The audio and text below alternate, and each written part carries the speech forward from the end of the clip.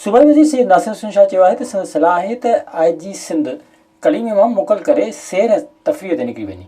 जेसिताईं बदिली वारो मामिलो हल न थिए तेसिताईं खेसि मोकल ते ई रहणु घुरिजे। सखर प्रेस क्लब में प्रेस कॉन्फ्रेंस खे ख़िताब कंदे सूबाई वज़ीर नासिर हुसैन शाह जो चवणु हो त GDA ऐं MQ में ॿियनि जी गैर संजीदगी सबबि बदिली वारो मामिलो अञा ताईं लटकियल आहे। हुन चयो त असां खां 3 नाला घुराया विया जेके असां ॾिना, पर उन्हनि मां कंहिं ते बि राज़ न ॾेखारे वक़्तु ज़ाया कयो वियो आहे। सिंध वालों का कसूर सिर्फ ये है कि उन्होंने पाकिस्तान पीपल्स पार्टी को वोट दिया और ये बात इनसे हजम नहीं होती। इसी वजह से ये यहाँ पे डिस्टर्बेंस पैदा करना चाह रहे हैं।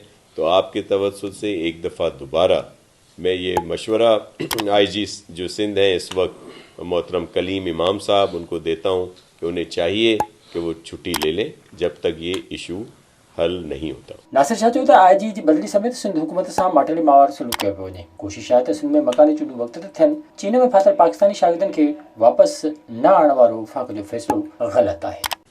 पहले कॉन्वाय चलते थे, ये बहुत सारे लोग इसकी क्रेडिट लेना शुरू कर देते हैं। आप मुझे बताएं कि जब यहाँ पे मुशर्रफ साहब का टाइम था, जब जाहिर है पावरफुल गवर्नमेंट जिसको कहा जाता है, उस वक्त भी यहाँ पे कॉन्वाय चलते थे और हम सब लोग इस लॉ एंड ऑर्डर की बदतरीन सूरत हाल में गुजरते थे। और जब बाद में ये सारा अमन हो गया तो अब फिर उसको दोबारा उसी तरफ लाया जा रहा है जो बेहतर नहीं है। इसलिए प्राइम मिनिस्टर साहब हों, फेडरल गवर्नमेंट जो है या दीगर जो भी लोग इसमें परेशानी क्रिएट कर रहे हैं, उनको ऐसा नहीं करना चाहिए।